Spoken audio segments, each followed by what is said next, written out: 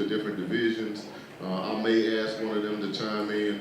But tonight really is about you all. It's about hearing from you, hearing the questions that you have, and most importantly to me is hearing the ideas that you have, and the things that you want to see happen in Memphis, because I really believe that this room has the power to take Memphis to heights that we hadn't seen. I really, truly believe that in my heart and my spirit. And so I don't have a long preamble as we get started.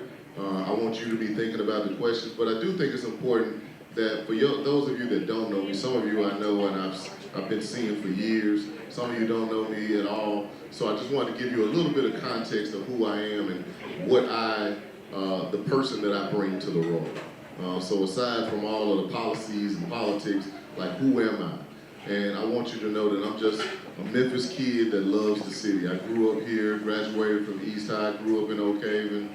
I graduated from the University of Tennessee in Knoxville, and I know the people that, all right, shout out to the Vols, there's a few of us in here. And I know the people that were on the campaign side have heard me tell this story often, but I think it's so important to who I am. I moved back to Memphis after I graduated from the University of Tennessee, and I had this degree in electrical engineering, but I still couldn't find the job that I was looking for. And so I was working different jobs. I was substitute teaching. I was working in retail, just really trying to figure it out, like I know a lot of young professionals are trying to do once you graduate from college. And so I had my fraternity brothers that were moving all over the country, and I remember one distinctly calling me saying, "Man, why are you in Memphis? You losing right now. You need to be out here." And he was in Atlanta, LA, somewhere. I can't remember where he was. But I remember how I felt on that call, like, man, should I be gone? Because I really just love Memphis. And so a few weeks later, I was sitting at church, and y'all know I'm a PK, so both my mom and dad were preaching. But my mom was preaching this Sunday, and she preached a sermon called The Purpose-Driven Life. And what she said changed my life. She said that God's purpose for your life will never be about you. I'm gonna say it again. God's purpose for your life will never be about you. It will always be about someone else. And so at that point in time, I said, it's like the light bulb went off, like you see on the TV. Like, it was that moment for me. And I decided that I wanted to try and figure out how I can do something for someone else, but still earn a good living.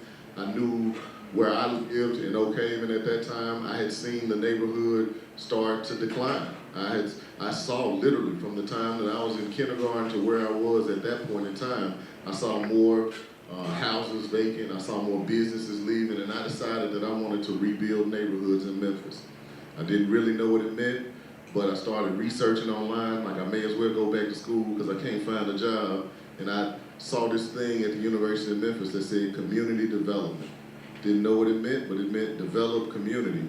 And so I enrolled in the city and regional planning program at the University of Memphis, got a master's in that, and I started focusing on housing, and I decided I wanted Robert Lipscomb's job. And some of y'all probably too young to remember Robert Lipscomb, but he was the director of housing, and he was the president of the Memphis Housing Authority. And God saw fit for that to happen for me in 2016, and the rest is history. I mean, from that point, I just really got ingrained in trying to figure out how I can make Memphis better. And so, despite all the challenges that we've had over the last 2 years, this has still been the pinnacle of my life. This has been the honor of a lifetime to be able to be in the seat, to be able to make a difference in Memphis. And I still feel good, and I'm bullish on Memphis. I feel like we're gonna move this city where we need it to go. And nothing happened with ease. There's always friction. There's always challenges. But in order to get where you want to go, there's going to be a journey. I was just telling somebody that every day I'm just thinking about this is the journey that we're taking to elevate Memphis. And there's going to be hurdles, there's going to be challenges, there's going to be issues. But on this journey, we're going to have all of these issues that we overcome, and we're going to end up on the other side. And so that's the vision that's the way that I look at my life and how we tackle the challenges that are in front of us. So, with that said, that's just a little bit about me. I want to open it up for questions.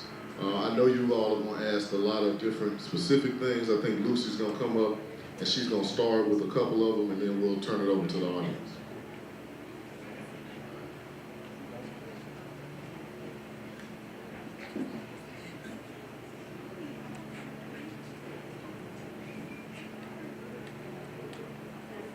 Can you all hear me? Yes, there we go.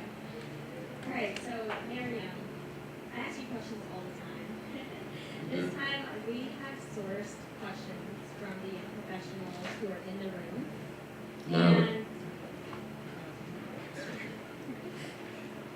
All right, we have sourced questions from young professionals in the room. We had a section in the registration form that asked if they had any questions that they would like us to ask you during this event.